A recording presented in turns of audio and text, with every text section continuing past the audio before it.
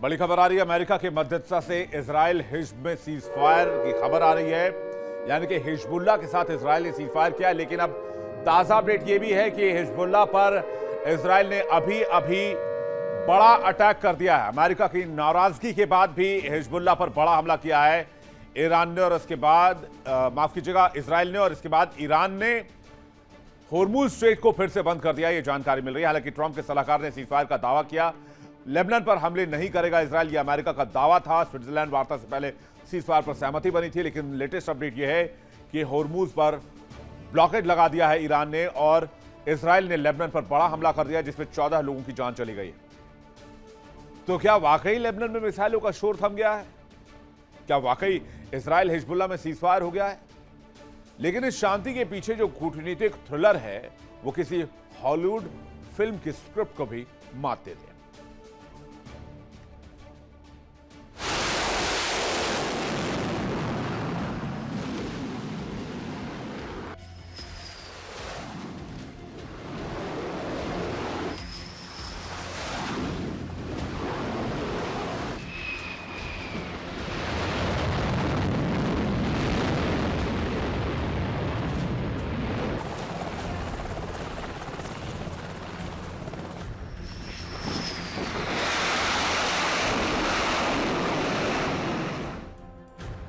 दिन शुक्रवार, जगह स्विट्जरलैंड का वो शहर जहां दुनिया की दो सबसे जानी मानी दुश्मन ताकतें यानी अमेरिका और ईरान इतिहास बदलने के लिए टेबल पर बैठने वाले ही थी।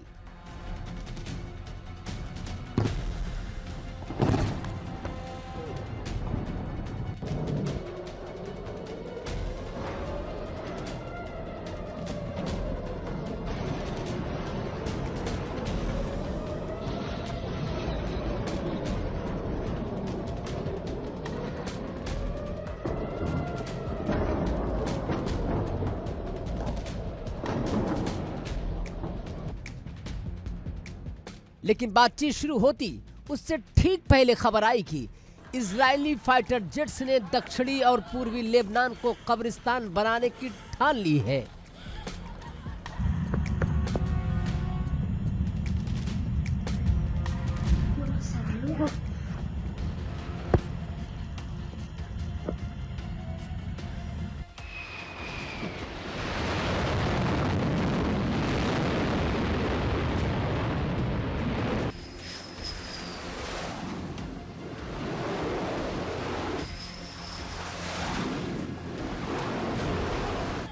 एक ही रात में इजराइल ने हिजबुल्लाह के ठिकानों पर वो भीषण बमबारी की जिसने पूरे मिडिल ईस्ट को दहला दिया। लेबनान में 21 लोग मारे गए। जवाब में हिजबुल्लाह ने पलटवार किया और इजराइल के 4 सैनिक भी ढेर कर दिए।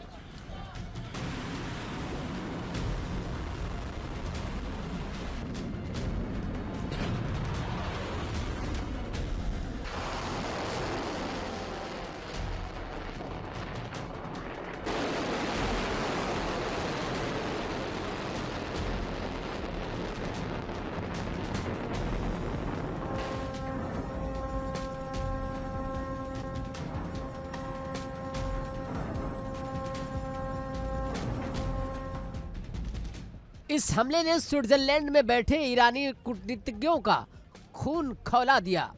ईरान ने दो टूक कह दिया कि जब तक हमारे सबसे खास साथी लेबनान पर बमबारी नहीं रुकेगी, हम अमेरिका से कोई बात नहीं करेंगे।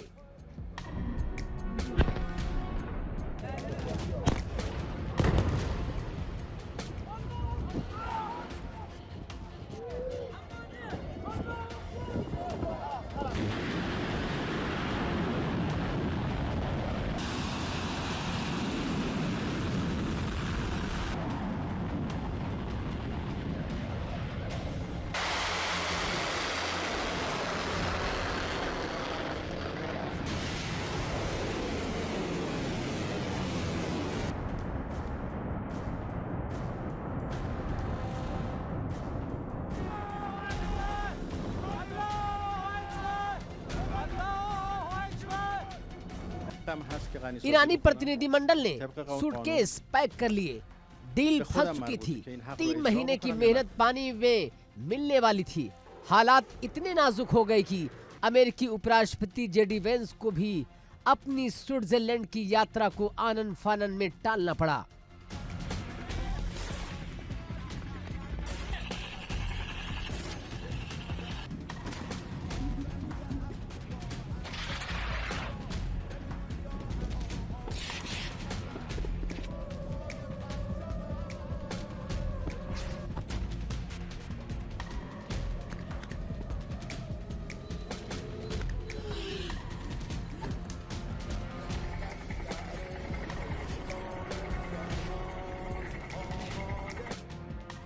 जब अमेरिका ईरान शांति समझौते पर इजराइल के रवैये से पानी सिर से ऊपर चला गया, तब एंट्री हुई दुनिया के सबसे अनप्रिडिक्टेबल लीडर अमेरिकी राष्ट्रपति डोनाल्ड ट्रंप की। सूत्रों के मुताबिक वाशिंगटन से तेल अवीव एक फोन कॉल गया।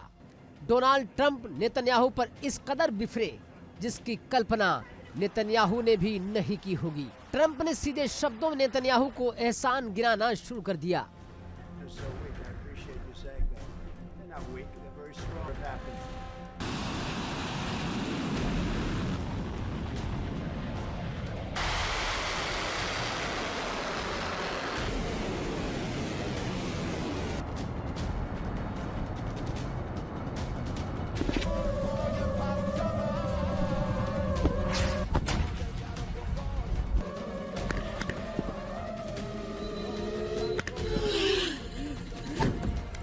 डोनाल्ड ट्रंप ने अल्टीमेटम दे दिया कि बीबी यानी कि नेतन्याहू होश में आ जाओ। अगर व्हाइट हाउस में मैं न होता तो आज इजराइल का वजूद खत्म हो चुका होता। अमेरिका की मदद के बिना तुम ये जंग 2 दिन भी नहीं खींच सकते। मेरी डील को नुकसान पहुंचाना बंद करो और तुरंत युद्ध रोको।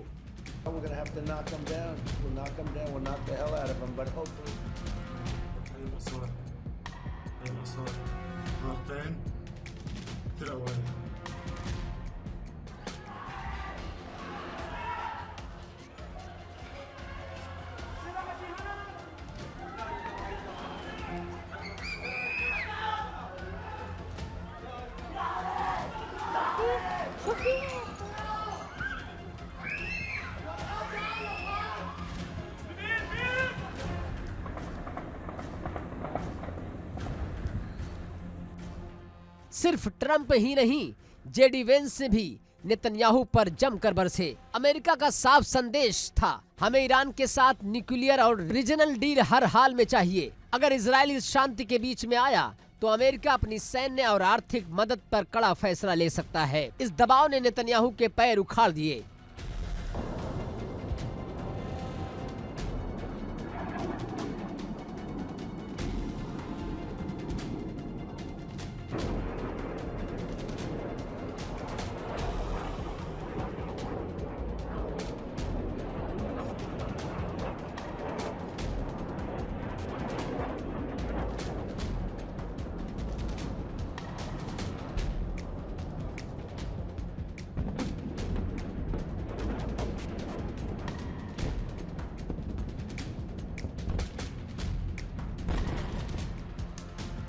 एक तरफ अमेरिका इजराइल को घुटनों पर ला रहा था तो दूसरी तरफ ईरान बैक चैनल से हिजबुल्लाह को शांत कर रहा था। पर्दे के पीछे इस महा सीज फायर को मुमकिन बनाने के लिए 3 देश एक्टिव थे, कतर, अमेरिका और ईरान। कतर ने मध्यस्थ की भूमिका निभाई, ईरान ने हिजबुल्लाह को वाशिंगटन की शर्तों पर राजी किया और अमेरिका ने इजराइल की नकेल कसी।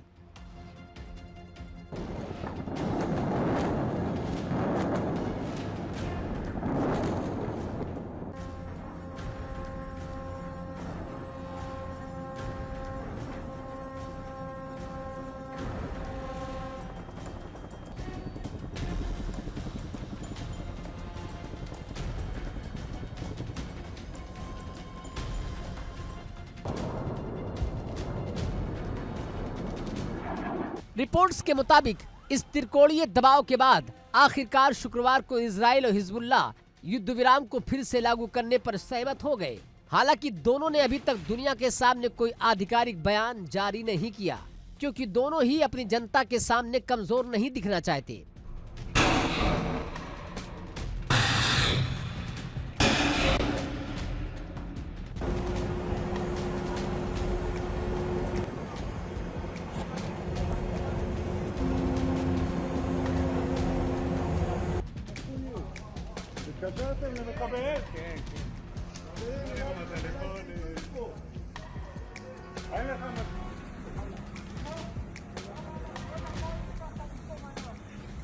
लेकिन सबसे बड़ा सवाल यह है कि क्या ये सीज फायर टिकेगा?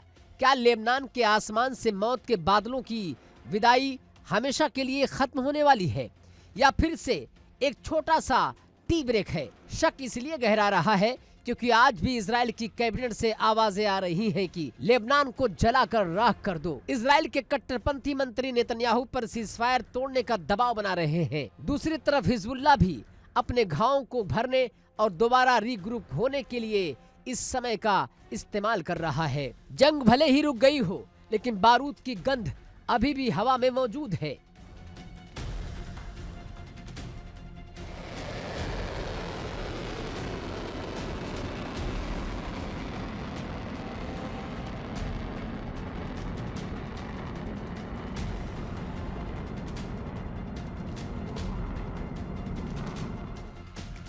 तो लेबनान में आज मिसाइलें थमी हैं, बच्चे मलबे से बाहर निकलकर खुली हवा में सांस ले रहे हैं और इसके लिए निश्चित तौर पर अमेरिका और ईरान की वो कूटनीति जिम्मेदार है जिसने अपने अपने दोस्तों को आंखें दिखाकर शांत कराया। डोनाल्ड ट्रंप की फटकार काम आई और ईरान का दबाव भी रंग लाया। लेकिन मिडल ईस्ट के इतिहास को जानने वाले लोग बताते हैं कि यहाँ शांति के समझौते अक्सर बहुत नाजुक होते हैं। जब तक इजराइल में लेबनान को राख करने की जिद पालने वाले नेता मौजूद हैं और जब तक हिजबुल्लाह के पास मिसाइलों का जखीरा है, तब तक ये कहना नामुमकिन है कि युद्ध विराम कब तक टिकेगा। क्या स्विट्जरलैंड में अब अमेरिका और ईरान की महाडील पूरी हो जाएगी? Bureau report, India daily.